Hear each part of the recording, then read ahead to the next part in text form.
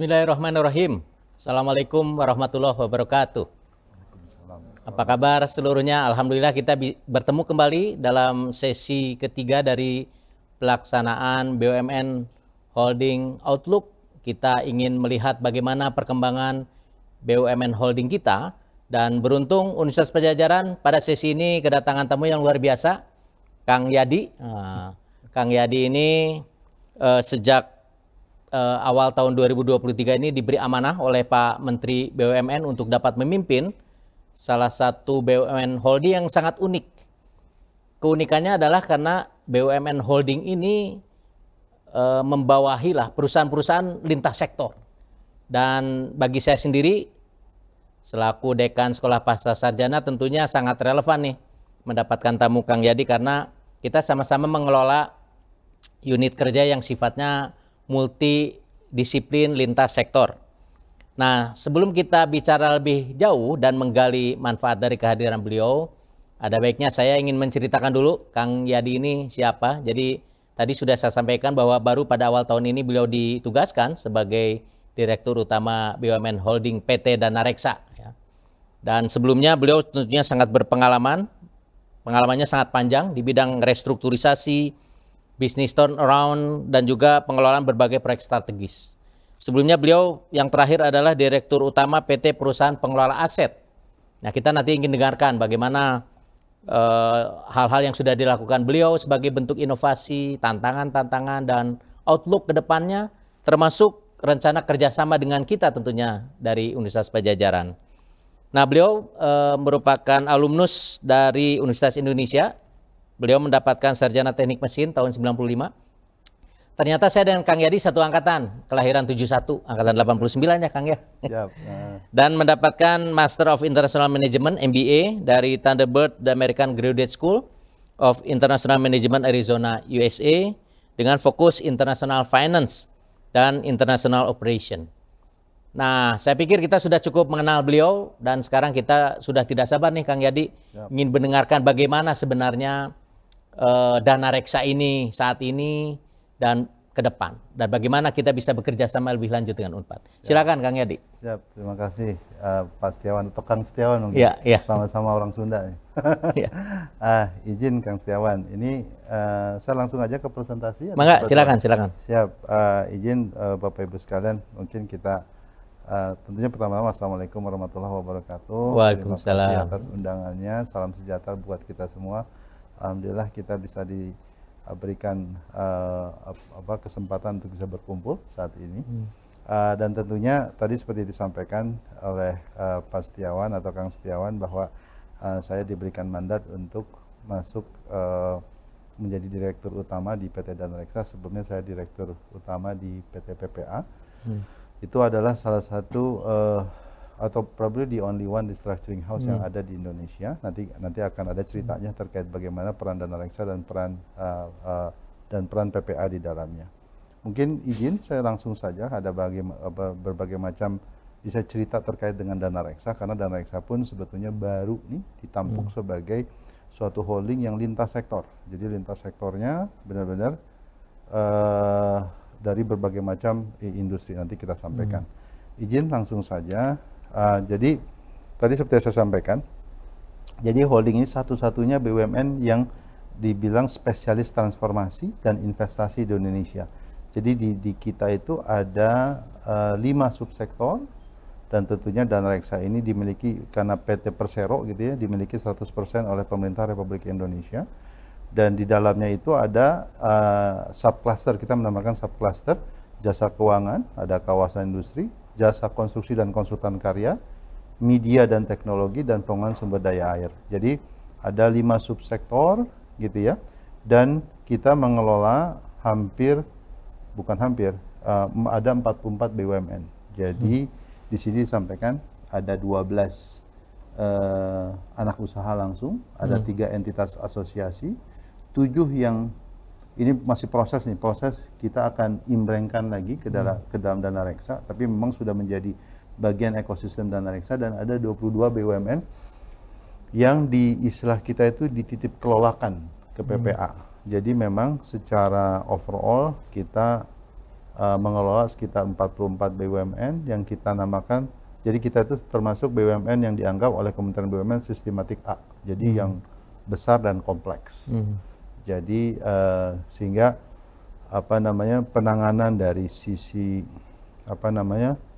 sumber dayanya pun harus lengkap. Ada direktur keuangan, direktur resiko sendiri gitu ya. Memang untuk dipastikan bahwa penanganan utamanya penanganan resiko ke depannya itu lebih baik dari sebelumnya.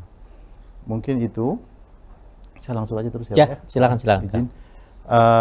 Jadi tadi seperti saya sampaikan di kawasan ada berbagai macam yang klaster ada di Dana Reksa. Tadi ada kawasan industri, di kawasan industri sendiri ada 7 kawasan industri di seluruh Indonesia yang kita kelola saat ini. Jadi ada di Medan, di Makassar, di Jakarta ada 2, di Jawa Tengah ada 2, dan ada juga yang di Jawa Timur. Jasa keuangan juga kita punya, ada yang namanya PT PPA, ada di dalamnya ada PPA Finance, PPA Capital, Dana Reksa Finance, Dana Reksa Capital. Di media teknologi juga ada berbagai macam, di dalamnya itu ada yang unik-unik nih di media dan teknologi. Salah satunya itu adalah dulu Balai Pustaka, kalau kita kenal zaman SD itu, salah satu penerbit itu Balai Pustaka, itu yang sedang diberikan kepada kita untuk kita revitalisasi. Ada mungkin juga dengar dulu yang namanya Lokananta. Lokananta itu ada istilahnya is a recording house yang ada di Solo yang baru kemarin kita selesai revitalisasi. Itu pun ada berbagai macam IP dari intellectual property yang sedang kita kumpulkan, kita kurasi lagi untuk kita coba bangkitkan lagi lah kira-kira seperti itu.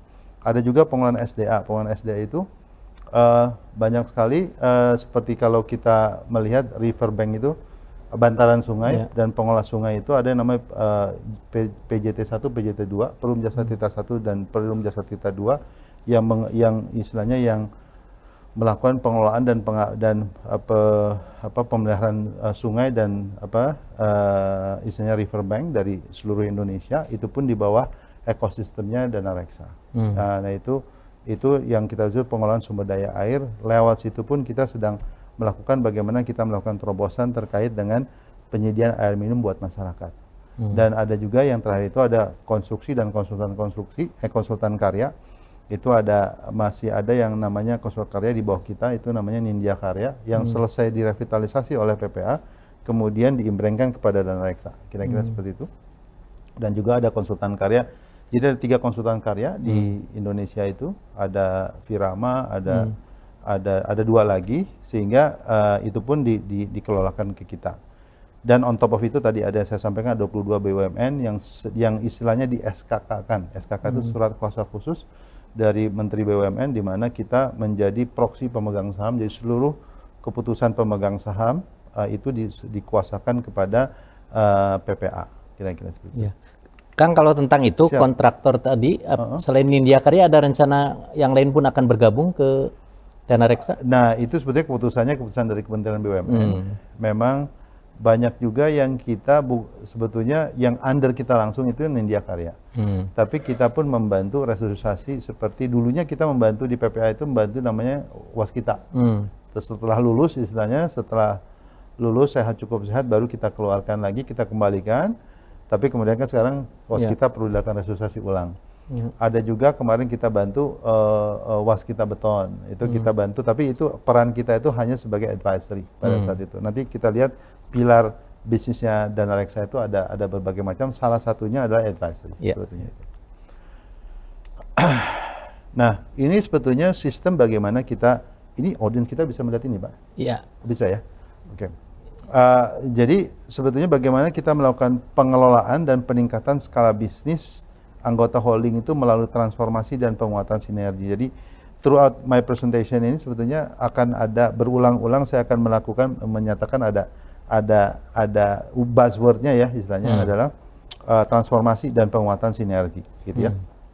Jadi ini kita menamakannya adalah estafette handling. Jadi PPA perannya adalah melakukan restrukturisasi. Saya menamakan restrukturisasi kelas berat, heavy restructuring. Setelah itu baru di estafette handlingkan ke Dana Reksa untuk dilakukan revitalisasi atau scaling up, melalui transformasi bisnis dan penguatan sinergi. Dan ujungnya mudah-mudahan kita bisa menghasilkan end game-nya itu BUMN yang signifikan. Signifikan tentunya dalam skala bisnis, dari revenue, profit, dan tentunya kontribusi kepada negara. Jadi kalau balik kepada PPA sebetulnya perannya apa? Tadi heavy restructuring, biasanya itu ada paling tidak ada tiga hal atau tiga aspek yang kita lakukan di situ tadi terkait dengan penguatan keuangannya, penguatan bisnisnya itu adalah kita menemukan, anggaplah kita kembalikan kepada bisnis model awal yang sustainable. Jadi pesan kepada kami itu adalah kalau melakukan restrukturisasi ataupun revitalisasi itu hasilnya itu harus bisnis model yang sustainable. Jadi jangan bisnis model yang setahun 2 tahun kolaps lagi. Kalau tidak disampaikan, tidak dapat dilakukan itu, kita lakukan penutupan. Jadi di under PPA itu dari 22 tadi yang dikelola itu saat diserahkan kepada kami di akhir Oktober 2020 itu, sekarang itu dari 22 ada 7 yang kita lakukan penutupan. Jadi itu pun sedikit unik melakukannya karena secara signifikan belum pernah Kementerian BUMN itu melalui PPA melakukan penutupan BUMN. Jadi itu suatu hal yang unik dan penuh tantangan. Kalau di swasta kan tentunya kita melakukan ini gampang aja, kalau nggak selesai, nggak bagus, tutup gitu kan. Kalau di BUMN istilah saya itu intertwine antara public policy dengan BUMN ini adalah istilahnya dianggap sebagai milik negara, tapi bisnisnya udah nggak ada istilahnya begitu. Itu yang kita lakukan di PPA.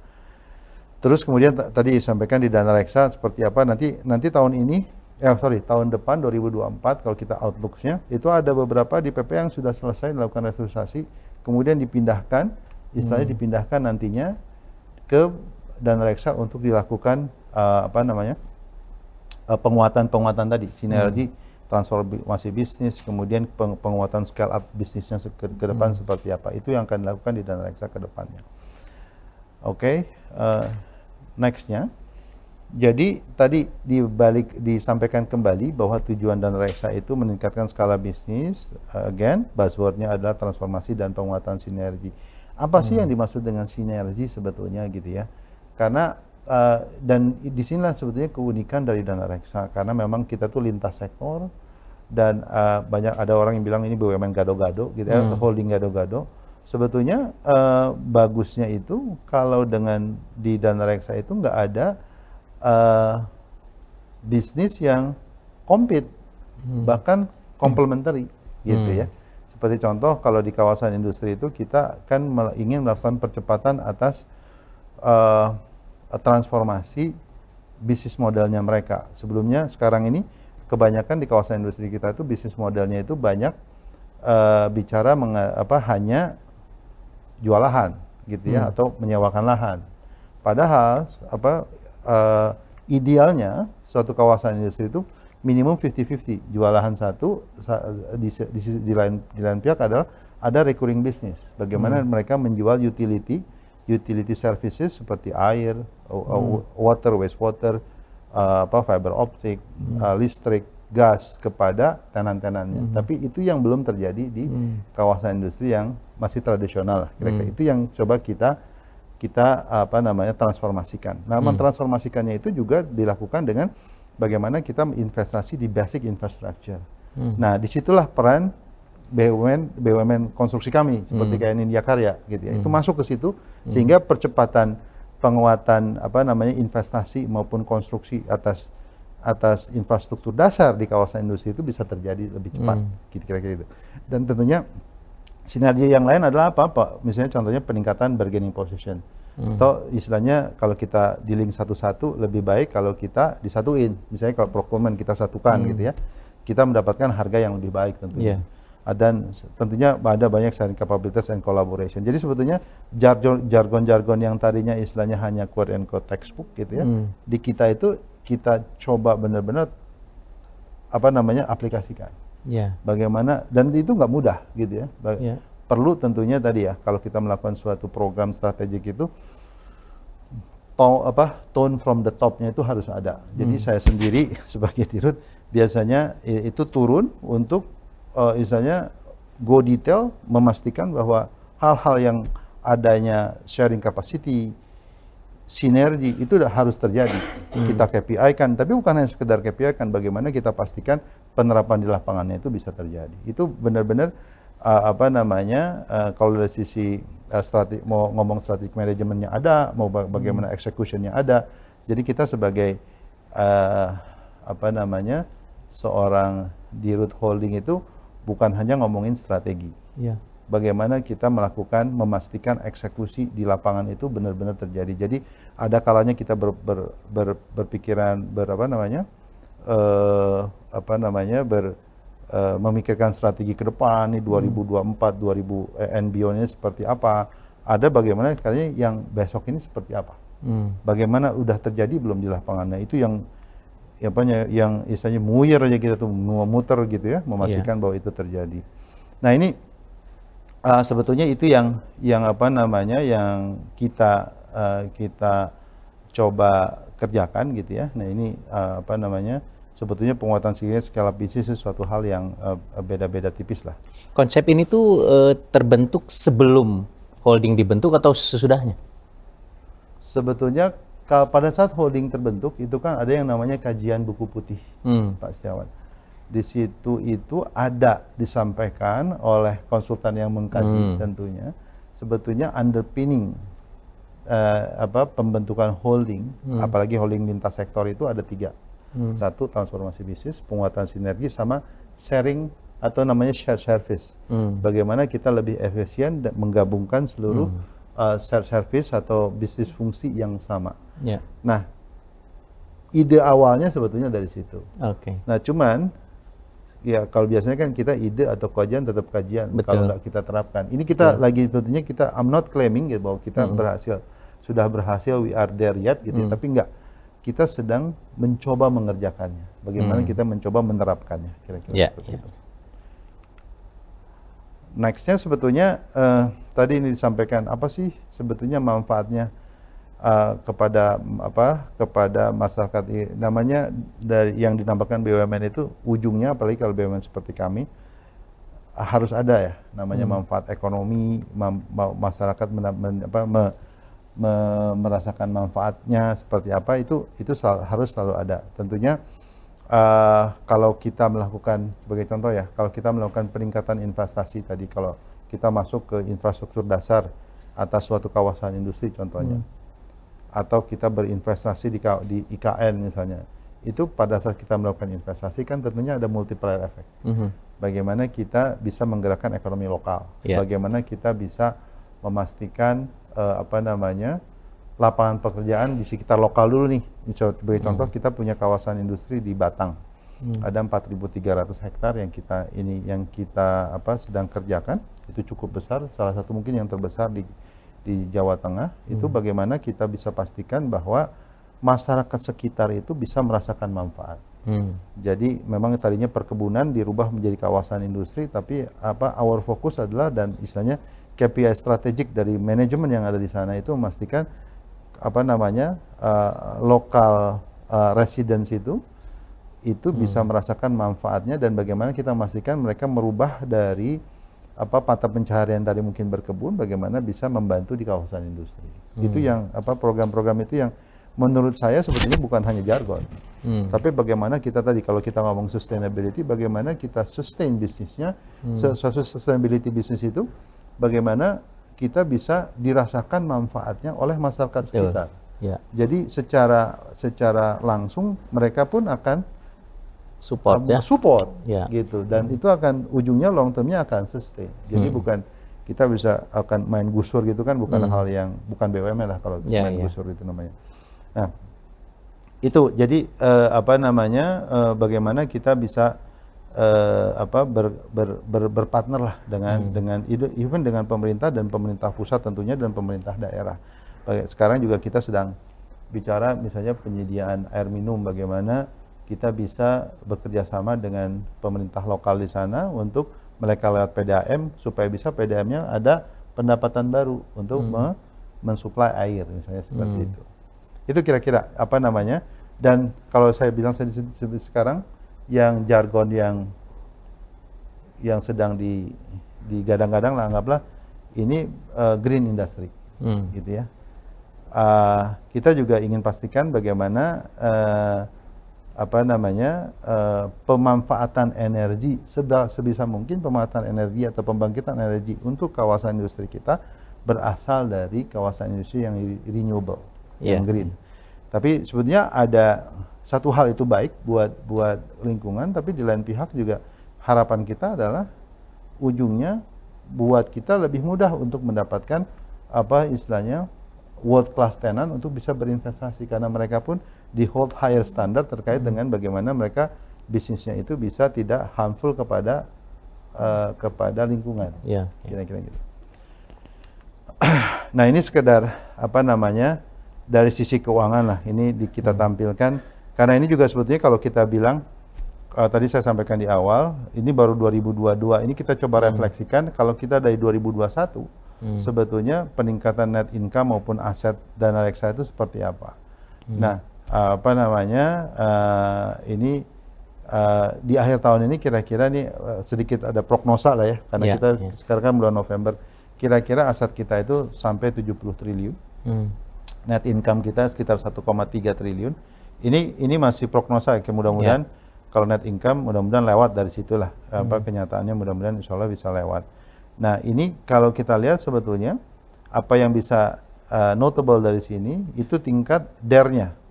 DER, debt equity ratio-nya kalau kita lihat sebetulnya masih sangat rendah. Ini bisa dicakatkan, ini bisa juga sebetulnya kita bisa melihatnya dari beberapa sisi sih. Kalau dari sisi financial managementnya, ya, apakah kita bisa, oh ini DER-nya rendah berarti kurang leverage, gitu ya.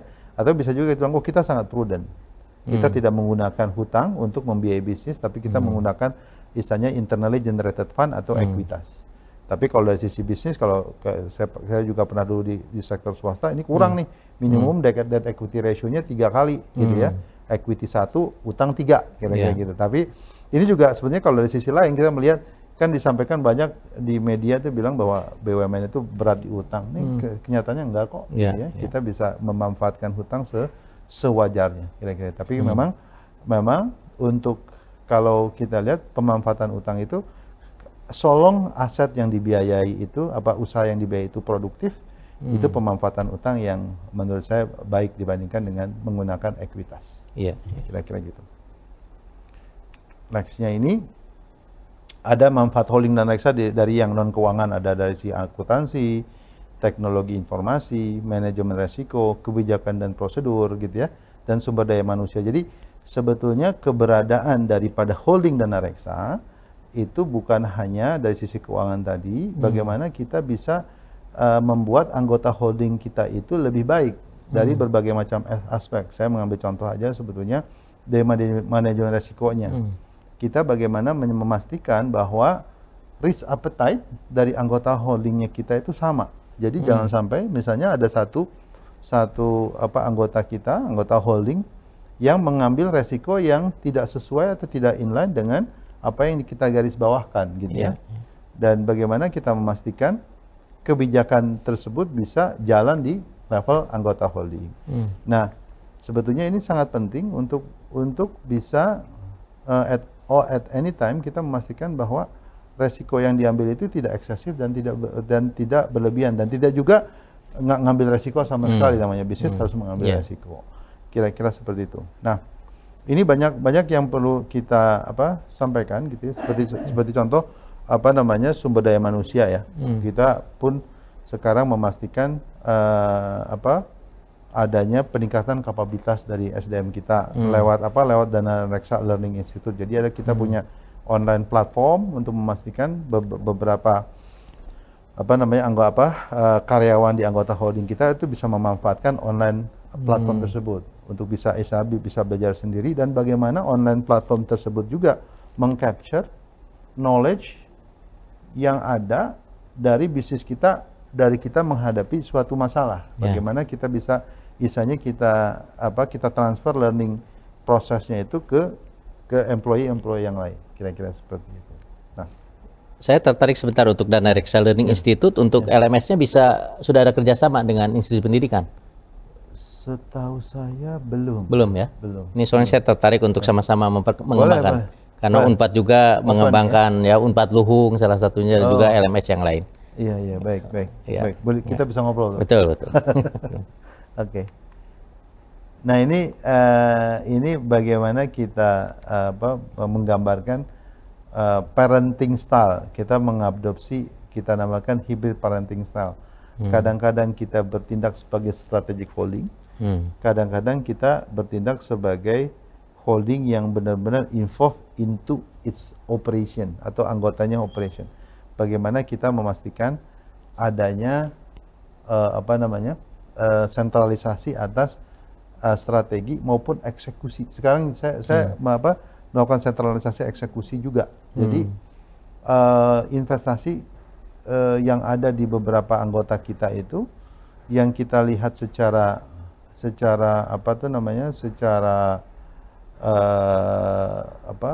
realisasi itu lambat, kita ambil alih. Jadi kita pastikan, karena waktu kita juga nggak lama ya, maksudnya saya menganggap ini momentumnya yang kuat gitu ya untuk memastikan ke depan paling tidak 1 tahun ke depan sampai pemerintahan yang ada ini bisa dimanfaatkan semaksimum mungkin. Jadi kita tanamkan fundamentalnya supaya kalau fundamentalnya sudah baik gitu untuk mereka lompat ke depan untuk bisnis berkelanjutannya bisa jalan, kira-kira gitu. Nah, ini sekedar menyampaikan kira-kira bisnis modelnya kita itu apa sih gitu ya. Tadi saya ulang beberapa kali ya, ada portfolio management, ada juga kita membentuk yang namanya Indonesia Water Fund. Jadi ini water fund pertama di Indonesia yang cita-citanya itu adalah untuk melakukan terobosan untuk pemanfaatan air bersih buat masyarakat itu lebih cepat. Gitu. Ini adalah equity fund yang nanti tentunya kita harus bekerja sama dengan either pemerintah daerah atau PDAM untuk melakukan terobosan-terobosan ini. Salah satunya itu ada yang ada di Bandung nih. Kita sedang melakukan decision final labs lah untuk adanya pemanfaatan air di Bandung dan itu ada 3.500 LPS yang sedang kita akan melakukan investasi dari hulu ke hilir. Jadi dari transmisi sampai kepada distribusi itu kita akan lakukan investasi. Itu investasinya lumayan, ada sekitar 3 triliunan. Kerjasama dengan Tirtawening ya? Iya, kita sama dengan Tirtawening. Itu di belakangnya adalah IWF dan Dana Reksa sebetulnya di belakangnya. Itu yang sedang kita coba kerjakan dan tentunya kita masih punya. Jadi di fund di dalam ini ada 1,5 miliar dolar, ada sekitar ya kalau dikurskan kira-kira ada 20 triliunan yang bisa dipakai untuk tadi pemanfaatan air bersih untuk masyarakat, tapi sebetulnya bukan hanya masyarakat tapi masuk ke kawasan industri juga. Jadi benar. Jadi berbagai macam yang kita tuju. Nah, dan tadi saya juga mau sedikit ada juga yang tadi kita juga Dana Reksa itu karena kita accumulate some of our knowledge itu dari berbagai macam sektor, kita juga banyak diminta untuk melakukan advisory. Jadi kita punya advisory sendiri. Jadi kita juga membantu BUMN lain untuk melakukan program restrukturisasi, pengembangan rencana bisnis. Itu yang kita juga sedang kita sudah juga melakukannya menjadi salah satu bisnis model kita. Bagaimana kita istilahnya mendapatkan fee based income dari situ juga. Dengan siapa saja yang sudah bekerja sama dalam hal itu? Banyak ada ya? ID Food, ada Pelni, apalagi ya, karya-karya. Ya. Jadi itu source of income yang cukup bagus ya. Advisory lah. Istilah saya jual kecap. Ya. Oke. Oke. Nah ini rencana dan pengembangan dan inisiatif strategis dari holding Dana Reksa. Jadi kita kan melakukan klasterisasi tadi, ada kawasan industri, konstruksi, median dan teknologi, konstruksi dan sumber daya air. Bagaimana program strategis ke depannya ini seperti apa? Ini yang sedang kita kerjakan. Sebagai contoh ya, kalau di sumber daya air deh, tadi kita bicara ini salah satu yang sedang kita lihat dan kaji lebih dalam itu bagaimana mengembangkan energi terbarukan dan pariwisata yang berbasis dengan SDA. Ya, ya. Bagaimana kita karena gini, pembangkitan energi terbarukan itu dengan memanfaatkan pengelolaan waduk ya, Jatiluhur, yang di bawahnya tuh Saguling ya, Cirata, itu bagaimana kita bisa memanfaatkan, contohnya kan ada pengembangan solar panel. Betul, betul. Nah itu sedang kita viral itu di Nest Daily itu. Oh iya, ya itu salah satunya. Nah bersama dengan itu kita sedang mengerjakan juga. Gitu. Kebetulan yang terlibat dalam analisis AMDAL dan izin lingkungan itu dari Unpad juga, tim gitu. Unpad. Wah, boleh tuh.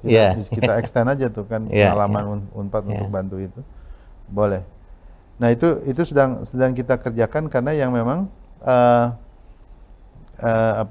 potensinya sangat tinggi untuk bisa kita bangkitkan, karena sekarang kan udah ada istilahnya peraturannya, tadinya tuh hanya pemanfaatan permukaan air itu hanya 5% tadinya. Sekarang udah ditingkatkan kalau tidak salah at least menjadi 25%. Jadi potensi pembangkitan listrik atas dari solar panel itu sangat besar.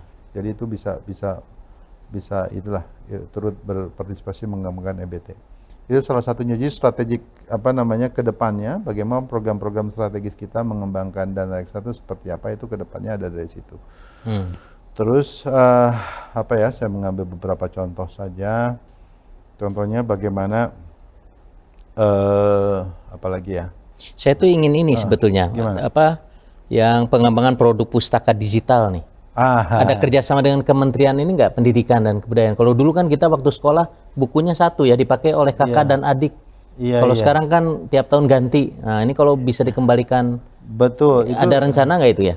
Baru rencana sih, belum implementasi, belum ada, kita rencananya memang bagaimana kita mengkurasi offline, offline knowledge itu menjadi online gitu, dan bisa kita leverage, dan kita kerjasama dengan Departemen Pendidikan. Betul.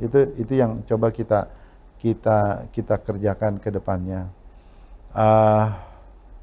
Udah mungkin ya, kalau cerita nggak habis-habis nih. Banyak sekali program strategis. Nanti juga mungkin kita tunggu pertanyaan nih dari mahasiswa. Baik. Terus nextnya, ini capaian-capaian ya. Tadi saya sudah bercerita beberapa capaian kita tadi di water fund, di restrukturisasi dan pembubaran BUMN titip kelola itu ada. Jadi ada tadi yang saya sampaikan, ada 22, 7 kita sudah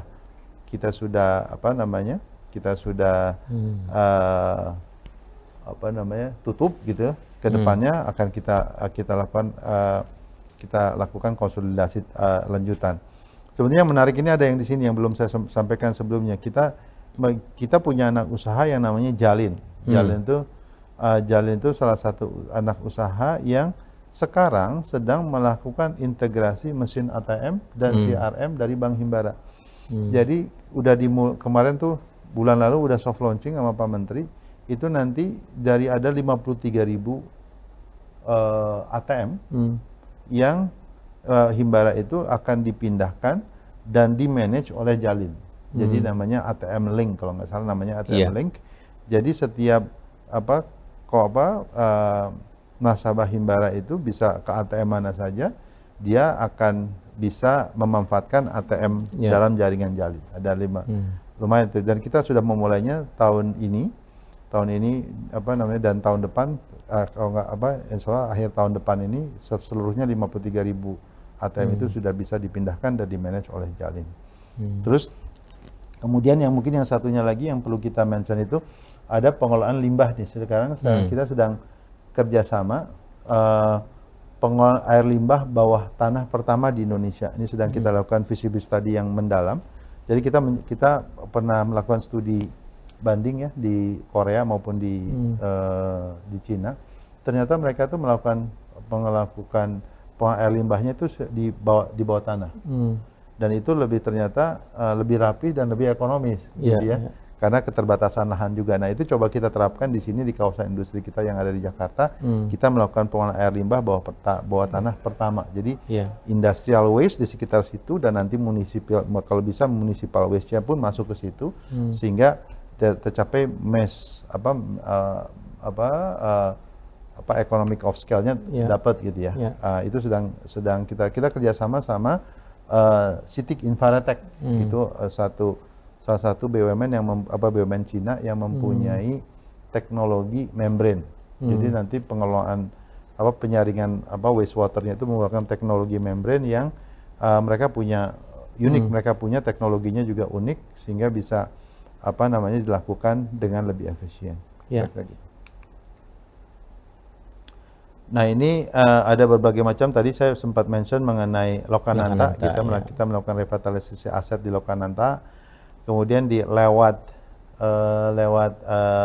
Nindya Karya, kita juga sedang melakukan investasi atas hunian ASN, aparat sipil negara di IKN. Kita melakukan investasi sekitar 1,42 triliun di sana. Multi years ya? Multi years ini betul multi years. Dan kemarin itu lewat PPA juga kita sudah membantu Garuda dan Citylink untuk meningkatkan rute-rutenya dia. Kita sempat investasi di sana. Sampai sekarang masih berlangsung sebesar 1,1 triliun melalui PPA. Dan melalui Nindya Karya juga kita melakukan revitalisasi atas Grand Ina Beach. Sekarang sedang berlangsung, mudah-mudahan di bulan Desember ini selesai. Itu investasinya sekitar 1,4 triliun yang ada di sana. Gitu. Ini menjadi kawasan ekonomi khusus yang berbasis kesehatan. Itu pertama tuh di Indonesia yang berbasis kesehatan. Akan dari kesehatan tuh itu luar biasa tuh di sana. Tourism medicine ya. Oh, tourism medicine itu yang mengcapture devisa kita yang ke luar negeri itu kalau bisa di-capture di sini. Betul. Gitu ya. Nah, ini ada beberapa transformasi digital kita pun melakukannya. Ada tadi yang saya sampaikan di awal, ada learning platform melalui Danreksa Learning Institute. Kalau ada juga kita sedang launching nih sekarang tenant apps. Jadi semuanya bagaimana kita berhubungan dan memberikan layanan yang lebih baik melalui kepada tenant-tenant kita di kawasan industri. Dan tentunya kita mengimplementasikan industri 4.0 nih. Mengimplementasikan inisiatif strategis dengan menerapkan IoT sebagai alat bantu untuk meningkatkan akurasi, kira-kira gitu. Nah ini potensi Tridharma. Betul. Jadi kalau kita bagi Tridharma itu ada pendidikan dan pengabdian kepada masyarakat. Tentunya di pendidikan tadi Universitas Unpad itu kan S2-nya ada di Menara Danreksa juga. Betul. Nanti kalau ada karyawan yang ingin menambah ilmu gitu ya, mungkin bisa langsung ke sana. Betul, sangat welcome. Banyak dan tentunya tadi kalau penelitian kita punya juga namanya Danreksa Research Institute. Nah, itu istilahnya fokus sebelumnya itu kepada makroekonomi studi. Tapi ke depannya saya inginnya itu lebih kepada business intelligence. Bagaimana kita membantu, kan kita banyak sekali bisnis dan lintas sektor, banyak sekali research yang perlu kita kerjakan. Sebagai contoh yang mungkin saya sedang ini kan bagaimana kita kawasan industri ini bagaimana kita integrasikan dengan port, sehingga arus barang antara kawasan industri dengan port itu menjadi lebih baik. Nah, salah satu yang sedang kita pelajari ini di luar itu seperti apa? Contoh-contoh seperti DP World, seperti contoh di India itu namanya Abses ya kalau salah. Nah, itu bagaimana kita mencoba tadi arus barang antara port dengan kawasan industri dan kawasan industri keluar melalui port itu lebih baik. Apakah bisnis model yang di luar itu seperti apa? Apakah bisa diterapkan di sini? Kira-kira gitu. Itu bisnis intelligence dan research yang sedang kita kerjakan. Mungkin kalau Unpad bisa bantu kita di sana lebih baik juga. Dan tentunya tadi ya, kalau pengabdian kepada masyarakat ada apa, kita tadi melakukan akselerasi penyediaan air bersih. Jadi bagaimana kita melakukan program yang menyasar edukasi dan pengenalan terkait dengan pengelolaan air bersih untuk masyarakat. Dan ada juga literasi keuangan. Contohnya kita melakukan program keliling untuk melakukan edukasi terkait dengan literasi digital, literasi keuangan. Dan itu kita yang kita sasar itu UMKM yang masih milenial. Milenial, ya. Kira-kira gitu salah satunya. Ada apa namanya? Nah, udah selesai. Baik. Izin Pak Setiawan. Terima kasih Kang Yadi nih, luar biasa ya atas paparannya yang sangat komprehensif. Jadi kita terbayang bagaimana challenge ya Kang Yadi memulai, sekalipun juga tentunya sudah ada landasan yang dibantu oleh konsultan untuk bagaimana mempermudah BUMN holding yang lintas sektor ini, ternyata satu sama lain bisa saling mendukung gitu. Jadi tidak scattered, sebetulnya itu adalah mozaik yang kemudian bisa dihimpun, dan kalau itu dilakukan secara sinergi, ini luar biasa tadi dalam sekian tahun berjalan sudah terlihat dampaknya ya, baik dari sisi keuangan maupun non keuangannya malah lebih banyak gitu ya, termasuk menyangkut manusianya. Nah, saya pikir ini trigger bagi kita untuk berdiskusi, dan banyak hal yang saya lihat sangat relevan dengan khususnya sekolah pasca, tapi juga Unpad secara keseluruhan, karena di sekolah pasca juga ada pariwisata berkelanjutan. Jadi tadi juga tertarik tuh ada pengembangan pariwisata yang dikaitkan juga dengan pengembangan sumber daya yang ada di sana, termasuk pengembangan sumber daya air. Dan di sini sudah hadir nih teman-teman mahasiswa yang luring dari berbagai prodi terkait ya, dari pariwisata, dari ilmu keberlanjutan, dari ilmu lingkungan, mana lagi, dari inovasi regional, ada data science dan bisnis analitik, dan juga teman-teman mahasiswa yang ada di daring. Silakan kalau ada yang mau bertanya, silakan. Teknisnya bagaimana nih? Langsung saja.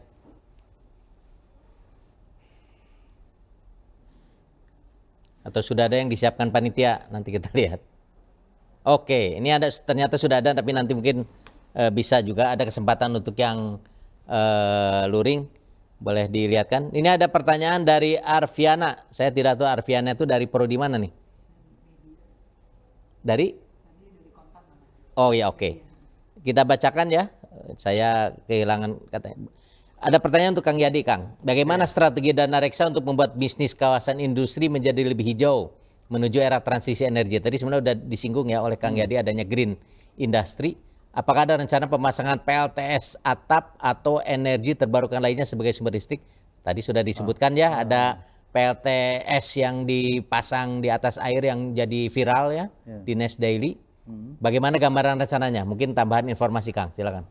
Sebetulnya sedikit twist tadi saya sudah sampaikan. Sebenarnya di kawasan industri kita itu apa namanya, salah satu tagline-nya itu harus green, smart, and modern. Nah, salah satunya adalah green. Kalau green itu sebetulnya bagaimana kita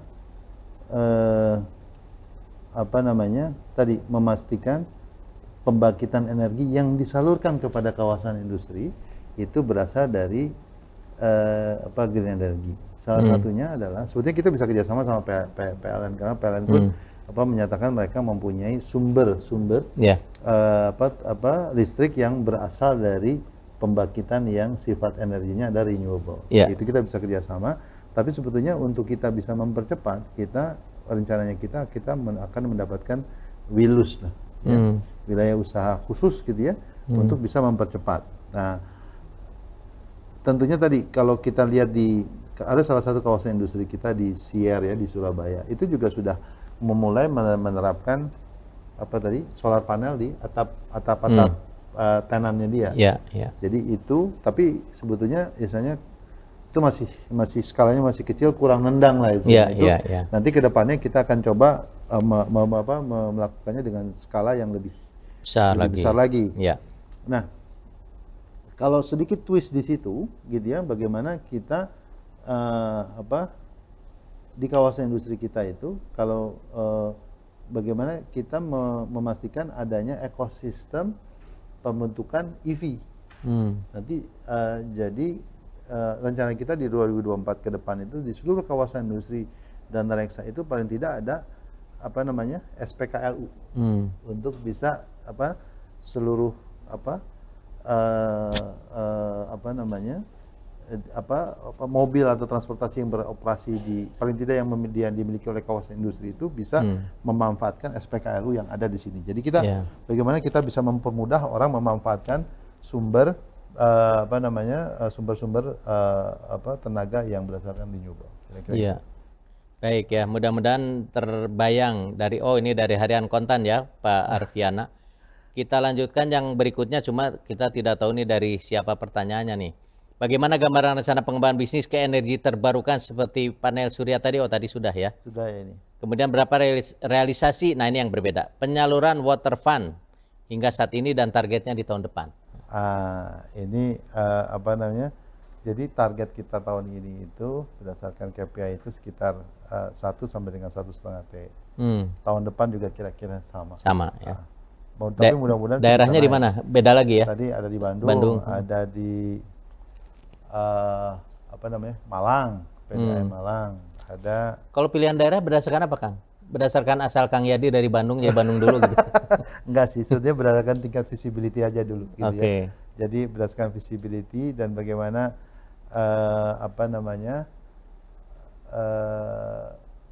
komitmen ya, karena ini kan kerjasama ya. Komitmen dan tentunya kemudahan juga karena kerjasama dan komitmen dari pemerintah daerah dan PDAM-nya sebetulnya itu. Iya, iya. Kebetulan itu direkturnya itu alumni Unpad juga, Pak Sony kan? Sony Salimi, ya. S3-nya di ilmu lingkungan, di gitu. Cocok. Ya. Cocok. Baik, ada pertanyaan lainnya, silakan kita lihat lagi.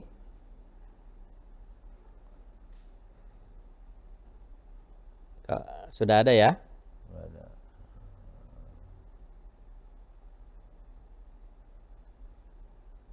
Kang, ini dulu Kang, ngopi dulu Kang. Kalau saya kopi manis, kalau Kang kopi asli.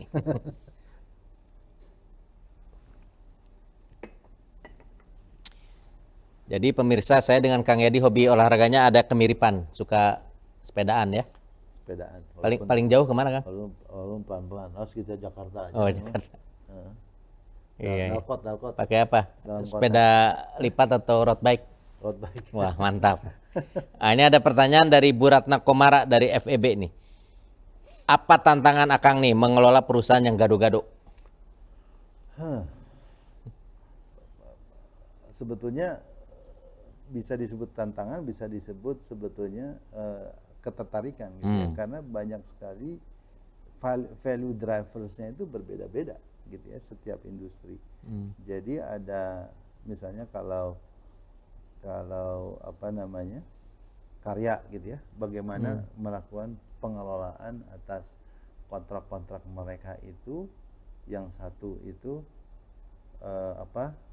efisien tentunya, karena kalau karya itu biasanya bottom line-nya kecil banget gitu ya. Bagaimana memastikan mereka itu lebih efisien mengelola resources-nya sehingga mendapatkan net income yang lebih baik.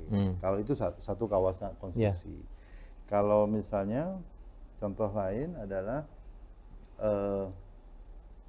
financial sector gitu ya. Sedangkan sekarang kita sedang merevive business model suatu anggaplah kita punya finance company ini, ada Danisa Finance sama PP Finance. Itu bagaimana bisa memastikan mereka itu masuk ke digital platform untuk bisa mengembangkan bisnis simpan pinjam, bukan simpan pinjam, penyaluran pinjaman itu lebih baik gitu. Itu setiap hari itu benar-benar mempunyai kita dealing dengan value driver dan sifat dari orang yang berbeda-beda gitu. Karena orang keuangan berbeda dengan orang konstruksi gitu. Orang konstruksi beda dengan orang kawasan industri. Tapi sejauh kita istilahnya pertama ya tentunya harus open mind dan willing untuk belajar, itu menjadi menarik semua sebetulnya. Tapi saya melihat juga rekam jejak Akang kali ya, udah ada di semua bidang yang Akang pegang sekarang kan ya? Iya. Jadi udah mempermudah ya? Ya secara tidak langsung tiba-tiba memang saya banyak sekali kan masuk industri sebelumnya, dulu pernah di penerbangan, dulu pernah di petrochemical. Jadi udah kenal dunia itu semua kan? Betul. Jadi industri, misalnya buat saya industri menjadi agnostik gitu ya. Iya. Jadi terserah industrinya apa gitu ya. Iya, iya. Oke, kita lanjut ya. Untuk pertanyaan berikutnya ini dari Ibu Ida Yulasari, ini mahasiswa atau dosen atau wartawan. Nah, ini tertarik mengenai talent Alpha Beta. Saya curiga ini mahasiswa nih, mau lulus. Jadi pengen ikutan program ini kelihatannya nih. Bisa dijelaskan nggak Kang pengelolaan talent yang seperti apa tuh? Karena lucu Alpha Beta. Alpha Beta yang mana ya? Ada tuh yang di penyangkut SDM. Sebentar. Saya ingat di slide yang terkait dengan Coba ya. kerjasama pendidikan tuh kan ada beasiswa, bukan beasiswa, studi lanjut, ada mobility talent tadi ada di kerjasama dengan Ini ada tim. next slide nih. Yang sesudahnya kalau nggak salah. Menjelang akhir kok yang dengan Unpad saya ingatnya. Tridharma saya ingatnya. Soalnya saya harus apal Tridharma, soalnya sesudahnya mau kerjasama. Oh ternyata bukan nih. Saya ingatnya talent mobility. Oh yang sebelumnya untuk rekrutmen SDM. Mana ya? Kok saya nggak ingat ya? Biasanya kalau rekrutmen kan ada yang jalur ini, calon pimpinan Kang. Oh Biasanya iya. tuh. Yang best of the best, creme de la creme biasanya. Creme de la creme. Coba back lagi. Tadi saya lihat kok, saya baca sebelumnya ini. Mana ya? Sebelumnya lagi. Terus sebelumnya. Oh ini tadi itu. Ada. Mana? Tadi Next. pengembangan. Enggak, tadi ini ada di sini tuh. Pengembangan talent Alpha Beta. Waduh. Kayaknya ini belum ya, belum dilaksanakan ya. Kayaknya Rencana pengembangan Outlook ya, masuknya Iya. Outlook ya. Saya memahaminya itu biasanya penerimaan pegawai itu ada yang untuk calon pimpinan biasanya. Iya, sebetulnya sih ya itu kita akan coba lakukan kembali ya, karena tuh kita juga sedang mencoba melakukan konsolidasi internal dulu. Banyak sekali SDM di kita itu yang tentunya perlu peningkatan ya. Penerimaan pegawai tiap tahun ada Kang? Ada, kita ikut. Ada ya? Kita ikut penerimaan ikut penerimaan pegawai yang sama-sama itu, yang sama kementerian. Oh. Kita ikut ke sana juga. Tapi kita juga biasanya melakukan direct akuisisi atas talent pro hire lah istilahnya, karena kita butuh pro hire. Kita juga ikut mengitukan. Ada juga program magang juga ada. Ya, Tapi ya. memang sedang kita susun ulang tadi yang kalau di Bangma dulu namanya kalau dulu yang Citibank itu namanya apa tuh? Manajemen trainee. Nah, itu sedang kita susun ulang bagaimana kita bisa mengambil talent-talent yang terbaik gitu dari universitas maupun dari lembaga pendidikan lain untuk bisa. Oh ini nih ada nih pengembangan talent Alpha Beta. Iya, ini, Jadi betul, ini betul. manfaat holding. Manfaat holding non keuangan. Pengembangan talent Alpha Beta ya. Iya. Iya. Nanti ini Tadi sih yang diceritakan ya. Jadi ada rekrutmen sama ada pengembangan selanjutnya ya. betul. Oke. Jadi jangan khawatir nih yang bertanya barusan, saya menduga itu pasti mahasiswa yang mau lulus atau alumni yang baru lulus gitu ya. Berminat ikut dana reksa, saya curiganya seperti itu tuh. Mungkin ada pertanyaan berikutnya, silakan. Yang luring sudah bisa ada kesempatan mungkin? Tidak ada ya? Waduh, ini aja ngetik biar deket dengan yang bisa mengetikkan pertanyaan. Silakan yang berikutnya masih ada? Oke, di sini tidak ada penanyanya. Jadi pertanyaan umum ya, karena ada dua kata kunci yang disampaikan oleh Kang Yadi tadi. Salah satunya adalah tentang transformasi. Apa sih tantangan terbesar transformasi bisnis di Indonesia saat ini secara umum? Di era sekarang ini apa investasi yang paling menguntungkan bagi generasi muda? Wah ini ada yang mau jadi calon pengusaha besar nih. Silakan Kang. Apa tantangan terbesar transformasi bisnis di Indonesia saat ini? Kepastian politik? Kalau kepastian politik sebetulnya apa sih yang tidak pasti? Oke. Ya, I think ada bilang yang pasti itu perubahan ya. Betul, the certainty is the uncertainty. Iya, iya. Jadi sebetulnya kalau tantangan terbesar itu bagaimana kita merubah mindset. Jadi human capital. Betul. Bagaimana kita memastikan bahwa kita itu harus berubah. Jadi bukan istilah kita tuh bukan BAU, bukan business as usual. As usual, ya. Apa namanya? Karena itu juga sebetulnya sudah dirasakan di beberapa anggota holding kita, di mana contoh aja satu kawasan industri gitu ya, itu tahun depan itu sudah habis lahannya. Setelah lahannya habis, memang mau ngapain? Nah itu sampai benar-benar, tapi bagaimana kita bisa memastikan manajemennya atau orang yang karyawan yang ada di sana, mereka tuh harus berubah. Yeah. Bagaimana berubah? Oh ya tentunya tadi ya ada peningkatan skill, bagaimana merubah skill yang tadinya istilahnya, karena jual lahan itu kan sebetulnya sifatnya itu kan seperti kayak landlord ya, punya tanah kita jual. Yeah. Dibandingkan dengan bagaimana kita bisa membuat servis yang berguna buat tenan. Kalau itu kan melayani, beda tuh, mindsetnya sangat berbeda. Nah itu, tapi untuk bisa paham ke sana, istilahnya itu adalah tantangannya bagaimana kita mentransformasi. Bukan transformasi bisnis itu bukan hanya transformasi bisnis, Pak. At the end of the day, kita itu mentransformasi orang. Orang ya. Kira-kira itu. Baik. Nah sekarang ya tentunya tadi apa investasi yang paling menguntungkan bagi generasi muda? Invest in yourself, saya bilang sih. Invest in yourself, bagaimana membuat your knowledge, your capacity, and your mindset itu stay relevant. Bagaimana bisa apapun sebetulnya bidangnya, kalau tidak diduluhi dengan investasi kepada diri sendiri, bagaimana kita memandang suatu tantangan itu menjadi suatu masalah itu menjadi tantangan. Bagaimana kita bisa puzzle yang kita pikir bisa berguna untuk diri kita gitu ke depannya. Saya bilang sih investasi yang paling menguntungkan itu adalah investasi, bukan investasi uang, bukan investasi saham, investasi pada diri sendiri. Kualitas diri ya. Kualitas. Dan untuk siap beradaptasi ya. Itu. Nah, baik. Ada lagi pertanyaan nih, kita waktu masih cukup banyak, masih ada setengah jam, silakan. Bagi para pemirsa nih di Luring ternyata juga harus pakai platform daring ya, maksudnya diketik. Nah gini Kang, sambil menunggu ya, saya tuh tertarik yang ini, mobility. Jadi mungkin akan pernah dengar ini ya, program utama di Kementerian Mas Menteri, MBKM. MBKM. Merdeka Belajar Kampus Merdeka. Oke. Jadi itu salah satu programnya adalah magang, internship.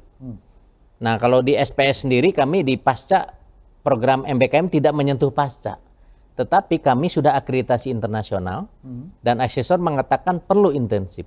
Nah jadi saya melihat dengan dengan portofolio bisnis yang banyak tadi, banyak yang relevan juga dengan prodi kami. Kecuali satu mungkin bioteknologi belum ya? Itu biotek belum. Belum ya? Kita nggak ke sana. Iya. Nah, tapi terlepas dari itulah banyak yang relevan. Jadi tentunya kami di Sekolah Bahasa Sarjana khususnya, tapi tentu juga terbuka untuk prodi S1 dan S1 terapan. Di Unpad itu juga dikembangkan sekarang S1 terapan. Banyak yang relevan dengan perusahaan-perusahaan yang ada di bawah holding Dana Reksa. Jadi kami sangat inginlah untuk bisa mensukseskan program kementerian MBKM untuk meningkatkan kompetensi mahasiswa untuk bisa berpraktek secara langsung, dan mungkin kesempatan Dana Reksa untuk talent scouting. Karena kan mahasiswa Unpad cukup berkualitas lah ya sebagai salah satu PTN terkemuka.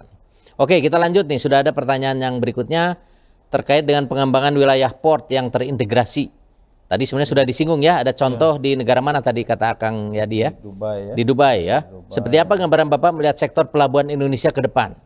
Pengembangan apa saja yang perlu dilakukan untuk menciptakan pelabuhan yang terintegrasi dengan industri? Sebetulnya tadi mana? Hilang. Coba diperlihatkan lagi pertanyaannya. Pertanyaannya hilang. Yang pertama mungkin tadi port dengan industri ya. Jadi sebetulnya tadi seperti saya sampaikan tadi, sekarang tuh sedang kita lakukan anggaplah telaahan ya lebih lanjut bagaimana kita bisa memastikan kawasan industri kita itu arus barangnya. Jadi kan kalau kawasan industri itu kalau kita bisa melihat ada input ada output gitu. Betul. Bagaimana inputnya itu bisa juga di-serve dan bisa flow dari port kalau memang itu dari luar itu masuk ke kawasan industri kita dan bagaimana outputnya itu bisa langsung tanpa ada hambatan. Ya. Nah, pendekatannya bisa bermacam-macam. Bisa saja misalnya istilahnya kawasan industrinya kan sebenarnya kawasan industri itu bisa banyak yang tidak dekat dengan port. Ada juga yang dengan port tapi nggak berhubungan dengan portnya sendiri. Jadi pakai yang lain gitu ya. Nah, itu sebetulnya lebih kepada kita susun ulang sebetulnya. Jadi sebetulnya apa namanya? Karena banyak kan kawasan industri kita itu tenan-tenannya tuh istilahnya sudah mature, sudah ada. Bagaimana kita petakan ulang, mereka tuh butuhnya apa, terus outputnya kemana. Nah, dan port itu sebetulnya hanya penunjang untuk mereka bisa bertransformasi atau memudahkan flow of goods-nya mereka dari input menjadi output gitu. Yeah. Nah, kita sudah ada salah satu pilot project yang ada di kawasan namanya KBN, kawasan Berikat Nusantara di Tanjung Priuk ya. Yeah. Kita mencoba menyatukan portnya yang dikelola oleh Pelindo dengan kita membangun yang namanya gudang konsolidasi. Jadi pada saat barang itu diturunkan, biasanya itu langsung ditarik keluar, itu dikonsolidasikan dulu di kita, kemudian kita kelola untuk kita distribusikan keluar. Jadi istilahnya seperti kayak port extension ya. Karena kan keterbatasan lahan sekarang kan kita juga sudah bikin port itu pakai menimbun laut ya. Nah, kita punya satu kawasan yang kita bilang ini menjadi kawasan port extension yang bisa dipakai untuk melakukan surfing mereka itu yang datang itu masuk ke pelabuhan kita bisa langsung ditarik ke kawasan kita. Gitu. Itu jadi value capture-nya itu ada di situ. Gitu. Nah, Nah, sebetulnya ada berbagai macam bagaimana kita melakukan integrasi itu. Tentunya bisa saja integrasi itu kita lakukan dengan kalau dengan menyatukan perusahaannya, kayak share swap, gitu ya. Atau salah satu optimalisasi adalah kita melakukan physical integration. Physical integration itu seperti kita di kawasan industri kita di Batang, itu satu kawasan industri, ada industrinya dan ada portnya yang terintegrasi. Iya. Ya, jadi istilahnya udah di situ. Itu yang paling ideal. Itu yang ideal.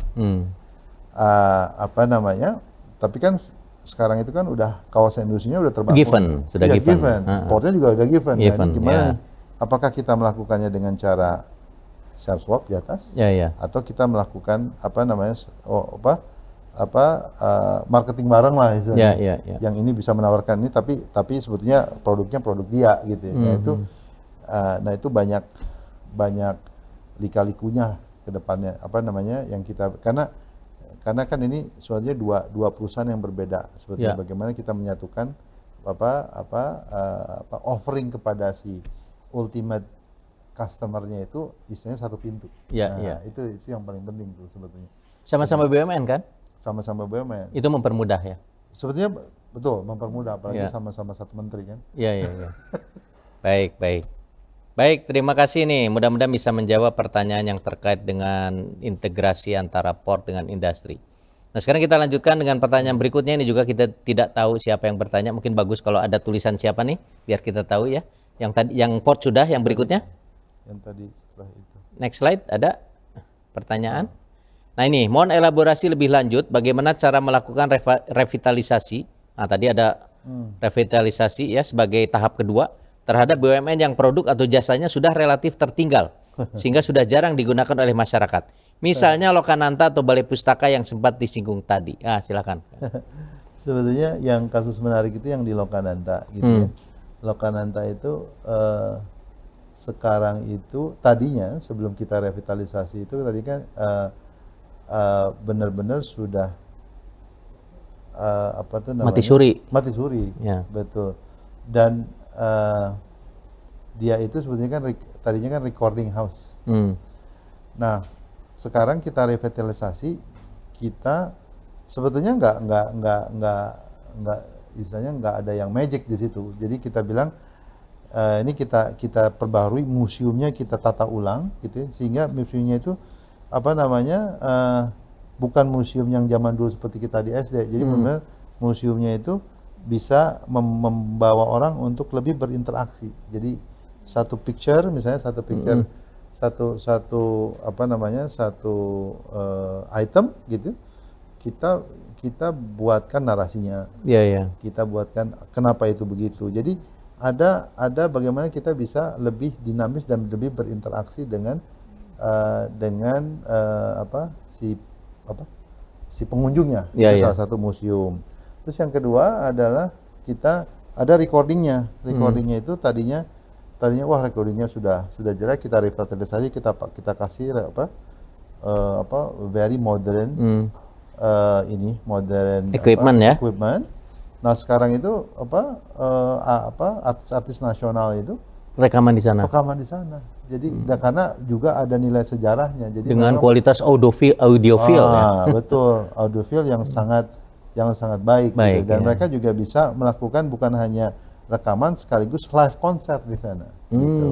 Nah, on top of itu sebetulnya kita sekarang sedang mengumpulkan rekaman-rekaman yang dulu. Jadi itu kan IP ya. Jadi kita lakukan kurasi dan bagaimana caranya kita melakukan tadinya ujungnya itu sebetulnya IP itu bagaimana kita develop untuk misalnya kalau bahasa mudanya kita Spotify-kan lah. Bagaimana kita taruh, kita bisa digitalkan, kemudian bisa dinikmati oleh anak muda. Tapi sebenarnya bukan hanya itu, bagaimana membuat IP itu menjadi lebih efektif dan lebih relevan sebetulnya.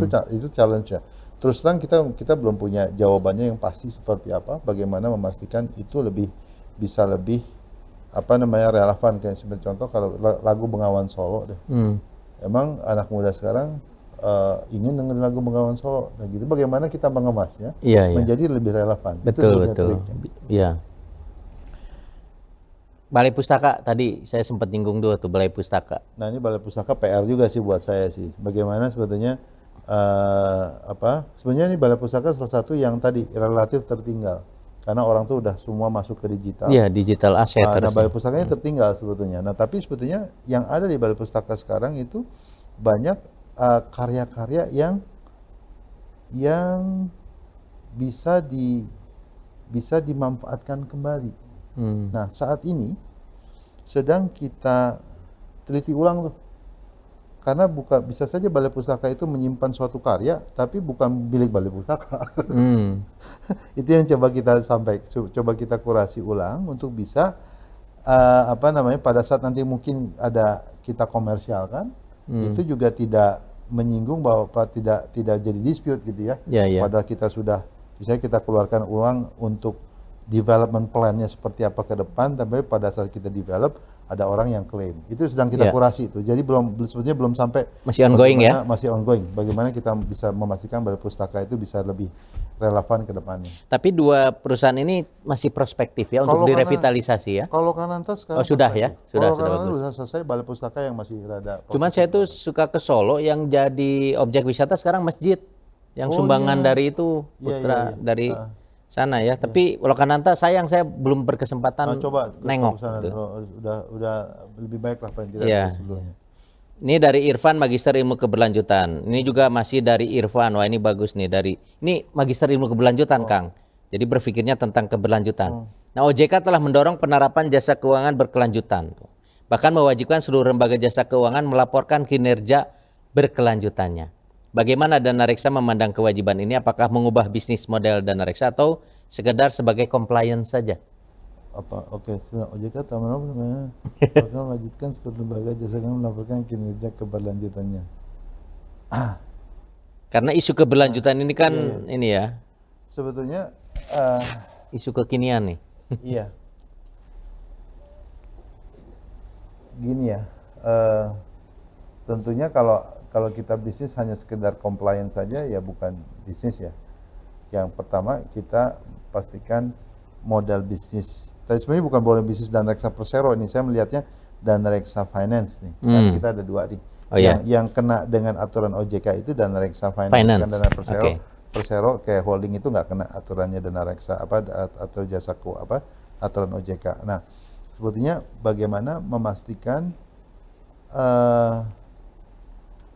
bisnis modelnya dana reksa sendiri itu, dana reksa finance itu bisa tadi kalau kita gabungkan dengan komplement atas kebutuhan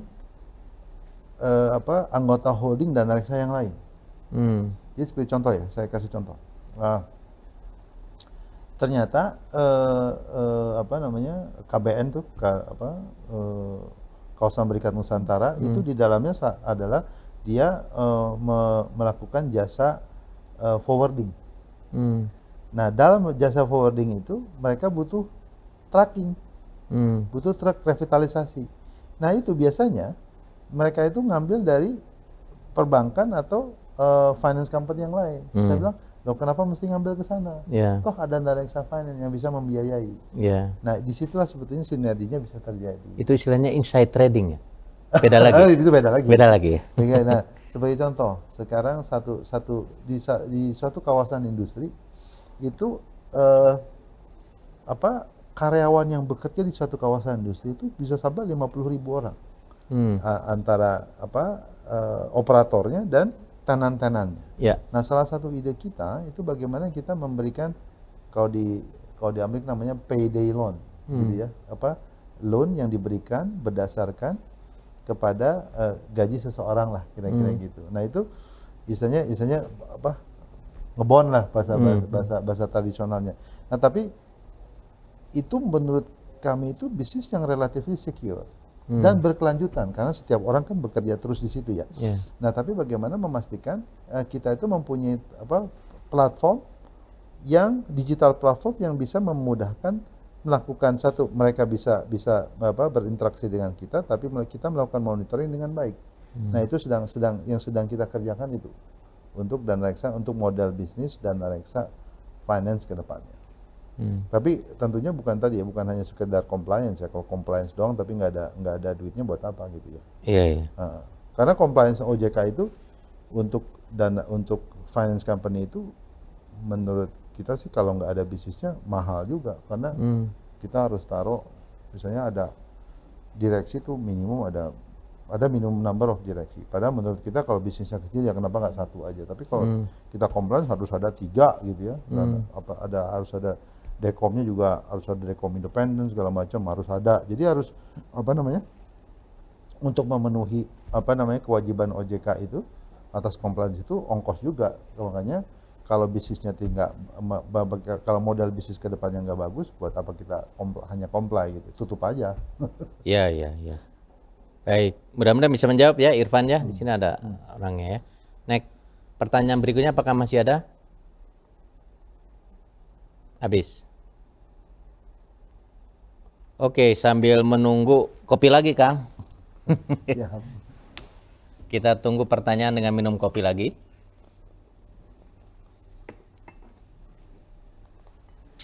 Kang, mungkin bisa dielaborasi yang tadi sudah sampai sejauh mana pengembangan kawasan yang juga punya potensi tourism. Itu tadi sempat disinggung. Tourism. Oh. Tadi rasanya sempat disinggung sama Kang. Oh, yang itu bukan tourism kali Kang, itu yang pariwisata. Pariwisata. Pariwisata benar juga. Itu sebetulnya kan kita punya Perum Jasa Tirta 1 dan 2. Ya. Itu yang melakukan pengelolaan di Jatiluhur. Ya.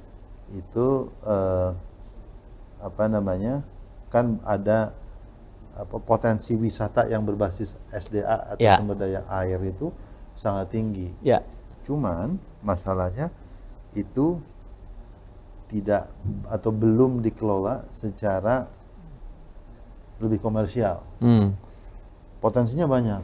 Oh, banyak lah, misalnya yang sebetulnya kan pembangkitan kita bisa bikin atau investasi yang lebih menarik gitu ya.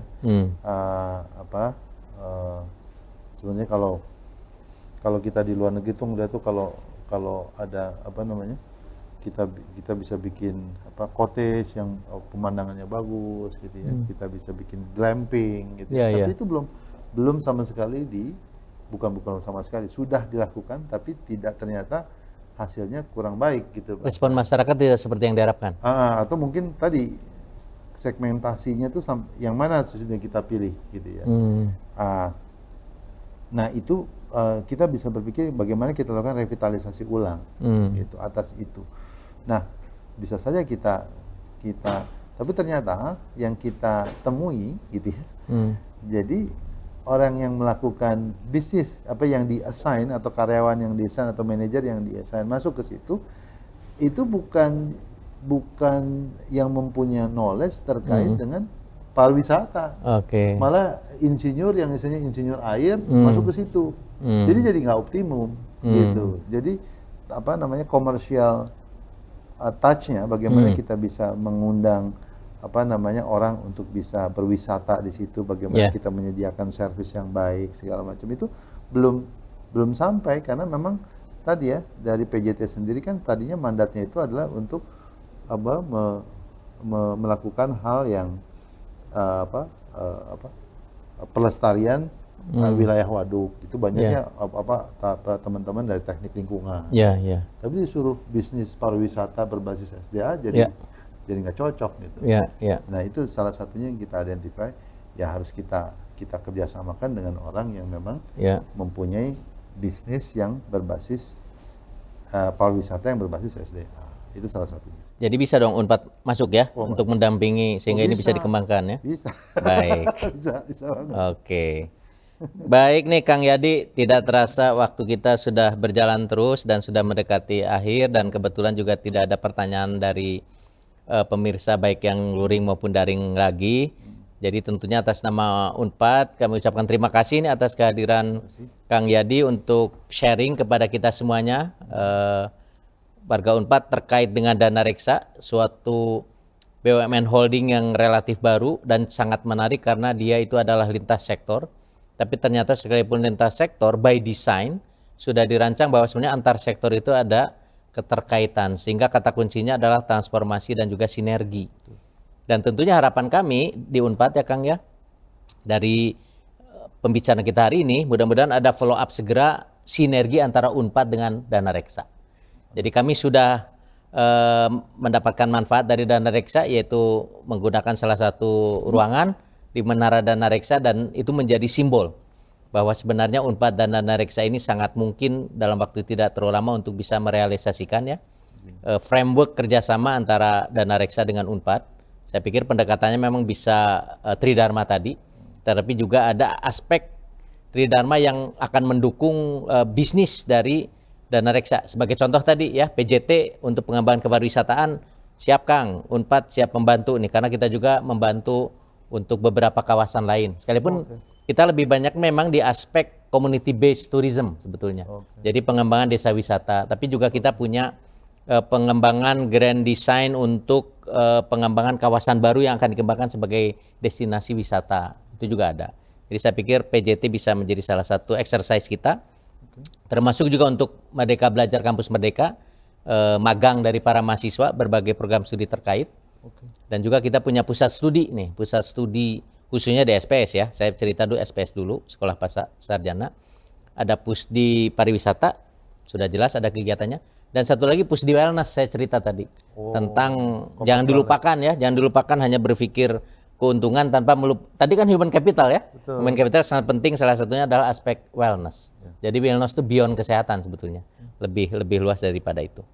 Baik, sekali lagi terima kasih Kang ya. Kami sudah mendapatkan informasi berharga terkait dengan dana reksa ini dari sejak kelahirannya, kemudian capaiannya dan outlook sesuai dengan tujuan pertemuan kita hari ini. Dan sekali lagi we look forward ya to further collaboration ya between Unpad dengan dana reksa. Mohon maaf apabila selama dalam kegiatan diskusi kita moderasi dari saya kurang berkenan, dan sekali lagi terima kasih atas partisipasi seluruh peserta baik daring maupun luring, dan terima kasih kepada BUMN Center of Excellence Unpad yang telah mengorganize kegiatan ini sebagai pengantar, Kang. Jadi kita nanti akan ada kegiatan luringnya. Nah, ini akan bertemu nih seluruh BUMN Holding, kalau sekarang baru satu-satu di sektornya masing-masing dengan mitra kerjanya masing-masing. Nah, ke depan kita akan bertemu untuk bisa memikirkan lebih jauh lagi bagaimana sinergi ini bisa dikembangkan sehingga tujuan dari adanya BUMN Holding ini bisa kita capai bersama-sama. Itu saja, akhirul kalam, saya ucapkan Assalamualaikum warahmatullahi wabarakatuh. Hatur nuhun, Kang. Terima kasih. Mangga. Assalamualaikum.